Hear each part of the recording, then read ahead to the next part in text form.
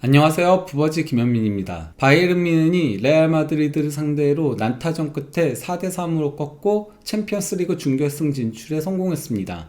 동시간에 열린 또 다른 경기에선 아스널이 스포팅 상대로 다소 보수적이면서 수비적인 플레이 끝에 0대0 무승부를 기록하면서 1차전 1대0 승리에 힘입어 준결승에 진출했습니다.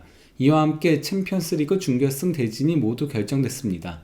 오늘 열린 비교체험 극과 극의 챔피언스리그 8강 2차전을 분석하면서 준결승 대진을 소개하도록 하겠습니다. 먼저 그 바이에른이 레알 마드리드 상대로 계속 끌려가는 경기를 보이긴 했지만은 최종적으로는 4대3 역전승을 기록하면서 1, 2차전 도합 스코어에서 6대4로 챔피언스리그 준결승 진출에 성공을 했습니다. 바이언은 이 경기에서 이번 시즌 주전급이라고 할 수 있는 선수들이 전원 선발 출전했습니다. 물론 무시알라랑 알폰소 데이비스 같은 선수들도 있지만은 그 선수들은 이번 시즌 장기 부상 후 빠지면서 그러면서 이제 부상에서 복귀했지만은 아직은 교체 자원으로 쓰이고 있거든요. 그 레알 마드리드 역시 가용 가능한 선수들 중에서는 최정예로 나왔습니다. 추아메니가 지난 경기 이번 시즌 세 번째 옐로 카드를 받으면서 브라임 디아스가 선발 출전한 거 제외하고는 현 시점에서 주전급들이 나왔다라고 볼 수 있겠는데요. 추아메니가 빠지고 브라임 디아스가 들어오면서 평소의 레알 마드리드보다 조금 더 공격적인 포진을 가져갔다라고 볼 수 있는 거죠. 이는 아무래도 레알 마드리드가 1차전 홈에서 바이에른한테 1대2로 패했기 때문에 추아메니가 있었더라도 브라임 디아스와 뷸레르 두 명의 공격 자원들이 활용됐을 가능성을 배제할 수 없긴 했습니다. 그런데 레알 마드리드가 경기 시작하고 35초 만에 선제골을 넣으면서 앞서 나갔어요. 여기서 이제 그 지난 경기 사실 영웅이 마누엘 노이어 바이언 골키퍼였잖아요. 그 경기에서 노이어 골키퍼가 무려 9회의 선방을 펼쳐 보였는데요. 근데 정작 이번 경기에서는 시작부터 노이어 골키퍼가 미스를 범했습니다. 백패스를 받는 과정에서 굳이 페널티 박스 바깥까지 안 나와도 되는데 페널티 박스 바깥까지 나와서 또 거기서 그대로 이제 동료한테 연결을 하려고 하다가 패스가 좀 두 명의 바이언 선수 사이로 흘렀어요. 그쪽으로 간 거를 이제 아르다 귤러가 가로채가지고는 그대로 이제 논스톱 왼발 슈팅으로 천금 같은 선제골을 넣었습니다. 물론 노이어의 실수가 결정적이긴 했지만은 귤레르도 먼 거리에서 논스톱으로 잘 감아찼습니다. 그러면서 이제 귤레르가 35초 만에 골을 넣은 건데요. 이는 레알 마드리드 구단의 챔피언스리그 경기에서 가장 이른 시간 골입니다. 원래 종전 기록은 가레스 베일이 레기아 바르샤바 상대로 2016년 11월에 57초 만에 골을 넣은 적이 있었어요. 게다가 이는 바이에른이 구단 역사상 가장 이른 시간에 실점한 골이기도 합니다. 종전 기록은 2024년 10월 바르셀로나와의 경기에서 하피냐한테 55초 만에 실점한 적이 있었어요. 하지만 바이에른도 물러서지 않았습니다. 바이에른이 5분 49초경에 키미가 일단 코너킥을 기가 막히게 올리긴 했습니다. 다만 레알 마드리드 골키퍼인 루닌의 공중볼 라카지전 폭착도 좀 잘못했습니다. 그러면서 파블로비치한테 그대로 헤더로 실점을 허용한 거예요. 파블로비치는 루니 골키퍼가 뒤에 있다 보니까 아주 그냥 가볍게 거의 움직이지도 않고 고개만 까딱해가지고 골을 넣은 겁니다. 이와 함께 바이에른과 레알 마드리드는 경기 시작 6분 이내에 각자 사이좋게 한 골씩을 주고받은 건데요. 이는 챔피언스리그 역대, 그러니까 단순히 이 두 팀만이 아니라 챔피언스리그 역사를 모두 다 통틀어 보더라도 토너먼트 단계에서 두 팀이 각각 경기 시작 6분 내에 득점을 한 거는 처음이에요. 그냥 특정 팀이 두 골을 넣으면서 앞서 나간 적은 있어도 두 팀이 사이좋게 한 골씩 주고받은 거는 처음입니다. 그러면서 사이좋게 장군 멍군을 했던 레알 마드리드와 바이언이라고 할 수 있겠는데요. 다만 이 시점까지는 바이언이 1차전 원정에서 2대1로 승리한 게 있다 보니까 유리한 상태였죠. 근데 전반적으로는 주도권은 바이언이 가져가고 그러면서 이제 점유율을 바이언이 가져가고 그리고 이제 레알 마드리드가 상당히 효과적인 역습으로 바이언의 배후를 흔드는 그런 모습들이 반복이 됐습니다. 그런 가운데 27분경에 올리세이 패스를 받은 키미가 강력한 왼발 슈팅을 구석으로 잘 가져갔으나 이를 루니 골키퍼가 잘 선방을 해냈습니다. 이런 가운데 29분경에 레알 마드리드에 다시 리드하는 골이 나왔어요. 이번에도 주인공은 귤레르였는데요. 브라임 디아스가 파울을 얻어낸 가운데 프리킥 찬스에서 아놀드와 귤레르가 서로 차려고 서 있었는데요. 이건 이제 골키퍼를 현혹시키기 위한 거죠. 이런 가운데 귤레르가 왼발 프리킥을 찾고, 이거 일단 속도도 빨랐고 벽을 잘 넘겼습니다. 그러니까 타가 높게 점프를 했는데 그 높게 점프한 거를 넘어갔거든요. 다만 귤레르가 잘 찬 것과 별개로 노이어의 위치 선정도 다소 문제가 있었습니다. 아무래도 노이어는 아놀드가 찰 거라고 판단을 했었나봐요. 그래서 오른쪽으로 살짝 이렇게 몸을 움직였다가 역동작이 걸리면서 귤레르의 슈팅을 보고 움직이긴 했으나 다소 늦게 갔기 때문에 이게 손에 맞고 그대로 밀려서 골문 안으로 들어갔던 거였습니다. 만약에 노이어가 조금만 더 침착하게 그리고 또 빠르게 움직였다면은 그러면은 충분히 막아낼 수 있었던 프리킥이긴 했었어요. 이게 그러니까 일반적인 골키퍼면 몰라도 노이어다 보니까 상당히 아쉬운 장면이었다라고 볼 수 있죠. 하지만 바이언도 다시 한번 골을 넣으면서 그러면서 승부를 원점으로 돌렸습니다. 38분경에 우파메카노가 일단 기습적으로 공격적으로 올라온 게 컸어요. 그러면서 우파메카노가 드리블을 이렇게 치고 가면서 대각선 스루 패스를 찔러줬고, 이를 받은 케인이 그대로 구석으로 골을 넣은 거였습니다. 그러면서 이제 케인은 이번 시즌 바이언 소속으로 50골 고지를 점령하는 데 성공을 했습니다. 이는 케인 개인 통산 최다골 신기록이기도 하고요. 여기에 더해 케인은 레알 마드리드 상대로 최근 5번의 챔피언스 리그 맞대결에서 매 경기 공격 포인트를 기록을 했습니다. 3골 2도움을 기록을 한 건데요.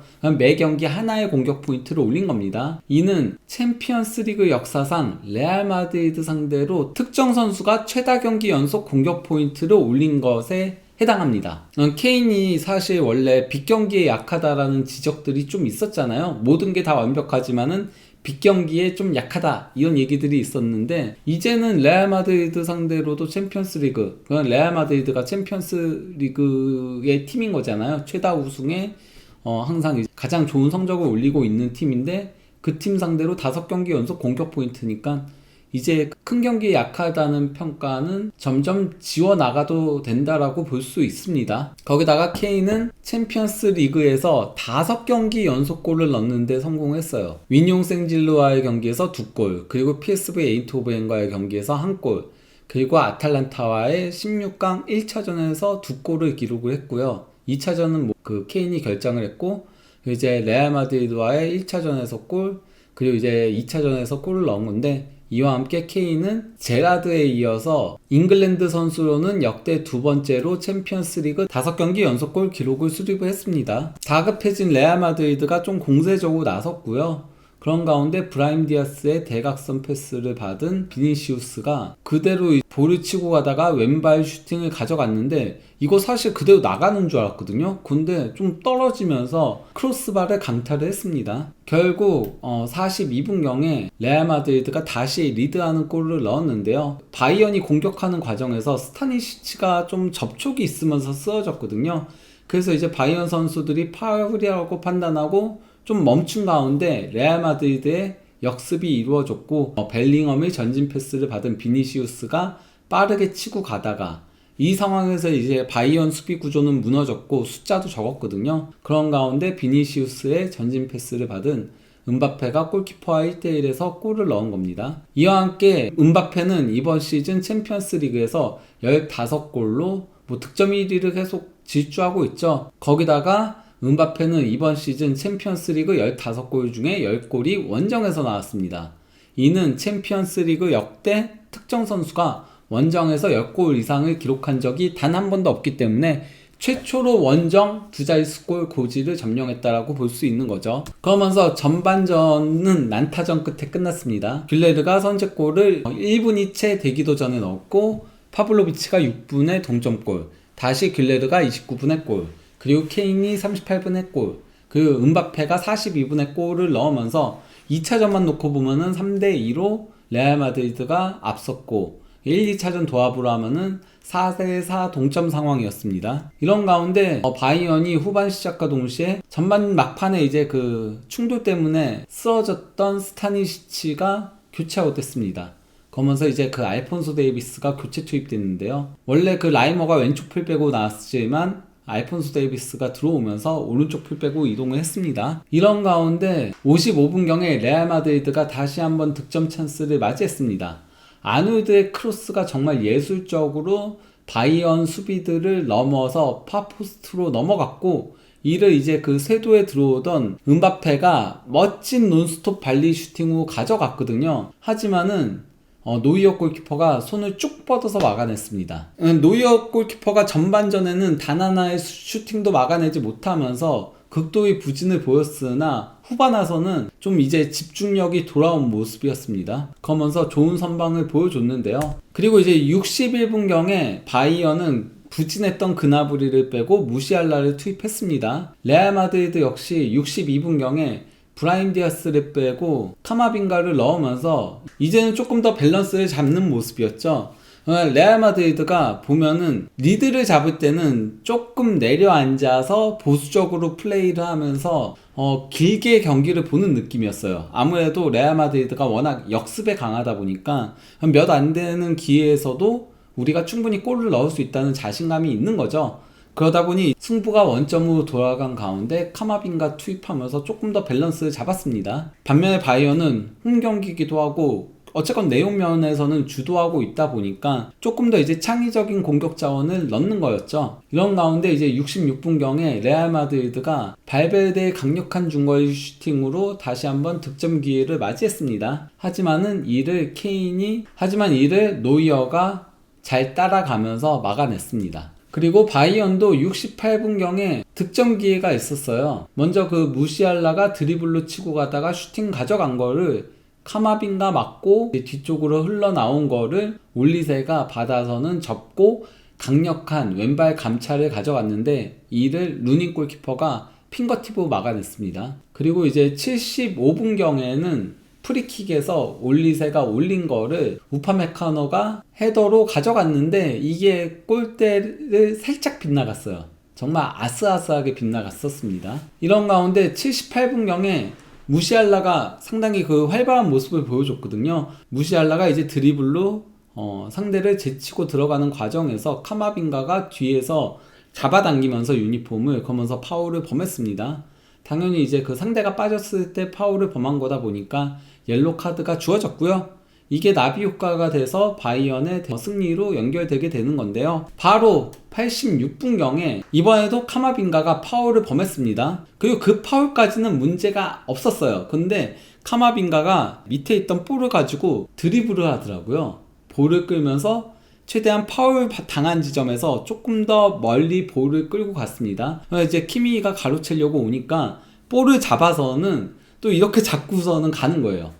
가니까 여기서 이제 키미가 툭 쳐냈는데 여기서 이제 심판이 카마빙가가 경기 지연 행위를 했다. 타임 웨이스팅인 거죠. 그래서 이제 경고 누적 퇴장을 명합니다. 이건 정말 멍청한 플레이였어요. 일단 본인이 옐로 카드가 있었잖아요. 그리고 요즘 경기 지연에 대해서 상당히 엄격하게 보거든요. 거기다가 만약에 이렇게 드리블까지만 한 거라면은 옐로 카드가 안 주어졌을 텐데 본인이 파울을 했는데 본인이 볼을 잡고 들어 올린 것만으로도 카드가 나올 수 있는 상황이었습니다. 그러고 이동까지 했으니까 그러니 당연히 이제 심판이 옐로 카드를 꺼내면서 경고 누적 퇴장을 명할 수밖에 없었던 거였죠. 그리고 이제 수적 우세 속에서 바이에른은 곧바로 이 경기 동점골을 넣었습니다. 바로 이제 그 89분경에 파블로비치가 드리블 치고 가다가 전진 패스 준 거, 이제 루이스 디아스가 무시알라랑 2대1 패스를 주고 받으면서 중앙까지 와서는 강력한 오른발 중거리 슈팅을 가져갔습니다. 이게 밀리탕 다리를 맞고 굴절되긴 했는데 워낙 이제 슈팅이 강하다 보니까 굴절이 그렇게 많이 되지 않았어요. 맞은 면적 대비 그대로 밀고 들어가는 형태가 되면서 바이언이 이 경기에서는 3대3 동점,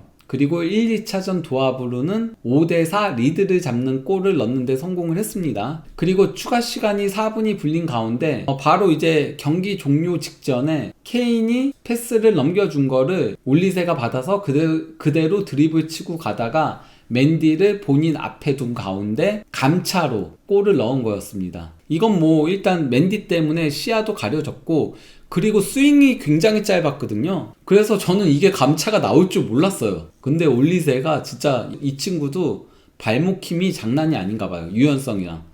그래서 여기서 감차가 나오면서 바이언이 4대3 역전에 성공을 했습니다. 그런데 이제 바이언이 계속 먼저 실점을 한 거잖아요. 선제골 실점했다가 동점, 두 번째 골 실점했다가 다시 이제 동점, 세 번째 골 실점했다가 동점한 다음에 4대3 역전승을 거둔 건데요. 그 챔피언스 리그에서 레알 마드리드 상대로 계속 먼저 3번 연달아서 실점을 허용하고도 역전승을 거둔 거는 2003년 4월 맨유에 이어서 이번이 두 번째입니다. 그때 이제 그 레알 마드리드 공격수였던 호나우두가 원샷 원킬로 해트트릭을 기록을 했었거든요. 하지만 맨유도 교체 투입된 베컴이 멀티골을 넣으면서 4대3 대역전극을 이끌어냈던 바가 있었죠. 반면에 이제 레알 마드리드는 사실 2010-11 시즌부터 2013-14 시즌까지는 챔피언스 리그 준결승에 오르지 못한 게 딱 두 번밖에 없었어요. 두 시즌밖에 없었는데, 그러고 나서는 2024-25 시즌과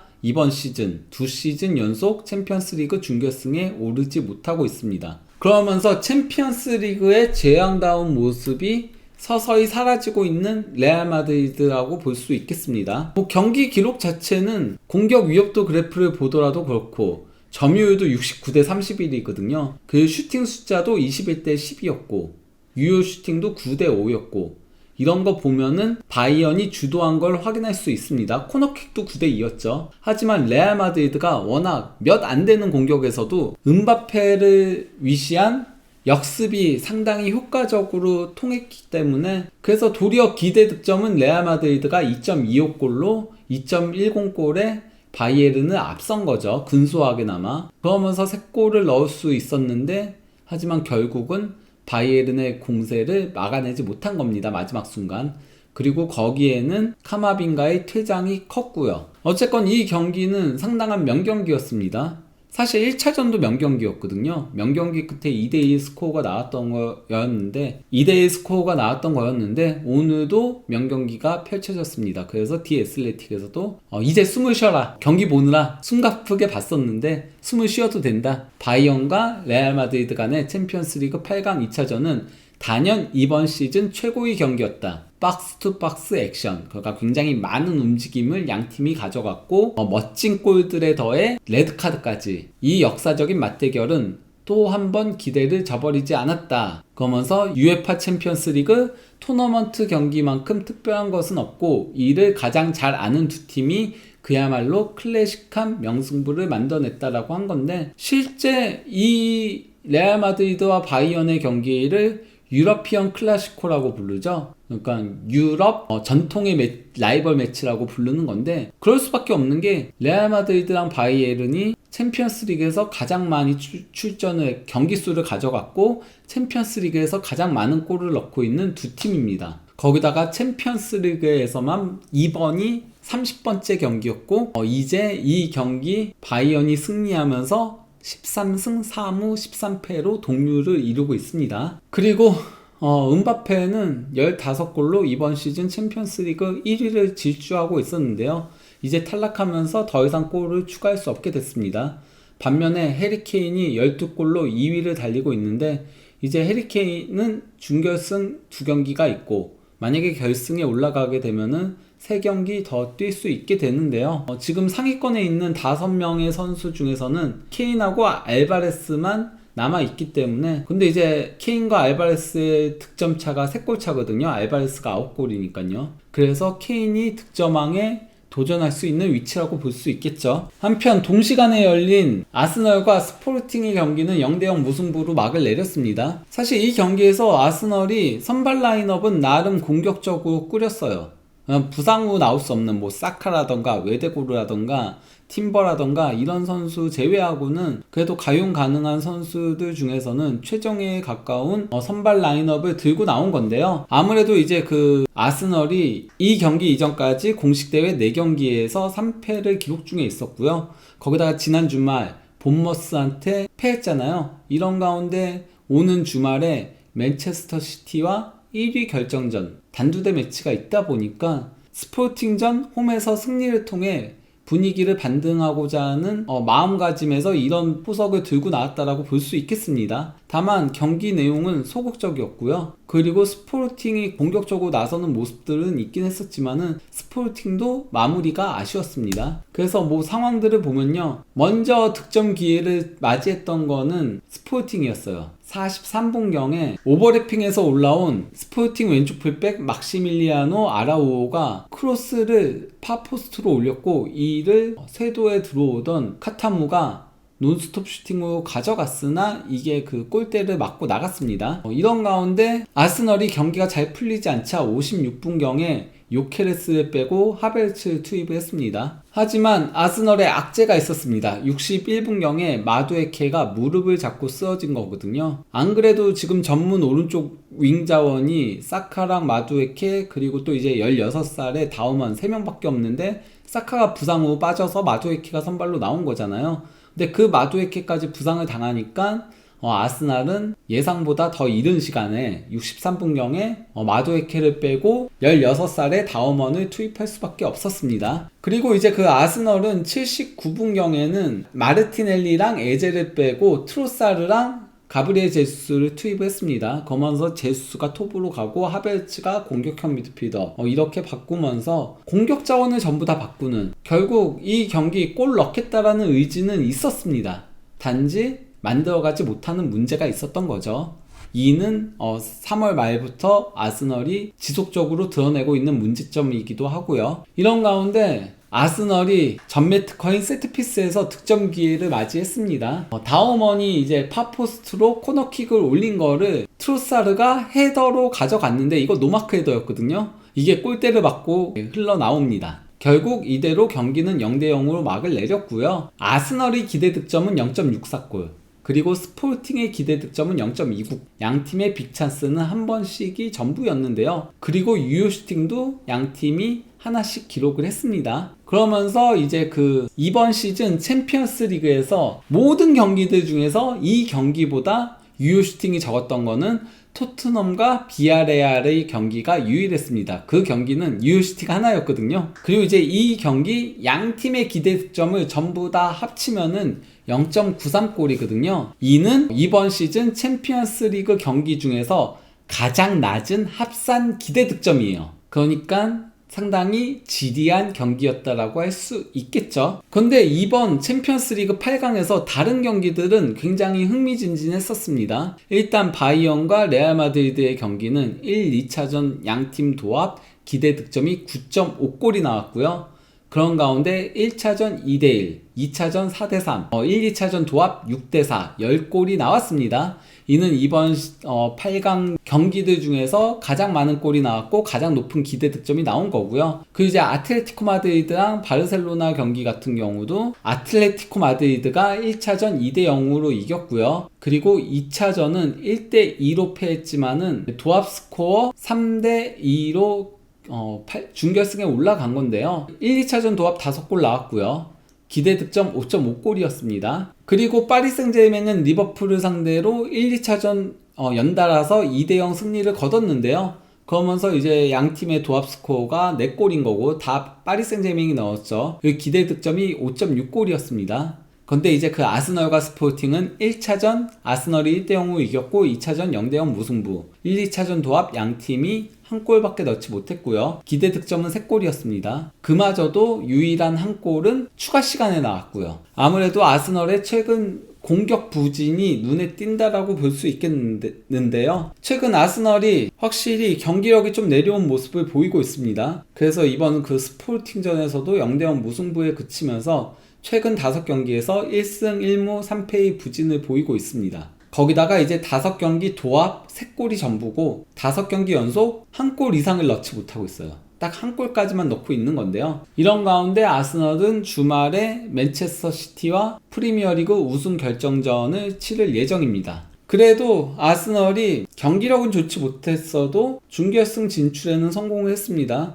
그러면서 아스널이 구단 역사상 처음으로 챔피언스 리그 2시즌 연속 준결승에 올라간 건데요. 그리고 이제 아스널은 아틀레티코 마드리드를 상대하게 됩니다. 그리고 이제 그 바이에른의 상대는 파리 생제르맹으로 결정이 된 건데요. 그러니까 이제 바이에른은 8강에서도 사실상의 결승전을 한 거고 준결승에서도 사실상의 결승전을 하는 가운데 이걸 꺾고 올라가면은 실제 결승전을 가지게 되는 겁니다. 어쨌건 파리 생제르맹과 바이언이 붙게 되면서 그러면서 이강인과 김민재 선수도 맞대결을 펼치게 되는 건데요. 물론 뭐 이 두 선수가 나올지 여부는 현지 시점에서 판단하기는 어렵지만요. 한국 선수들이 챔피언스 리그 무대에서 준결승에서 맞대결을 펼치는 거는 이번이 처음 있는 일입니다. 자연스럽게 뭐 기대가 될 수밖에 없는 매치업이라고 볼 수 있겠죠. 어쨌건 이제 챔피언스 리그에 남은 팀은 단 4팀밖에 없습니다. 현재 흐름 자체는 바이언과 파리 생제르맹이 가장 좋거든요. 하지만은 아스날도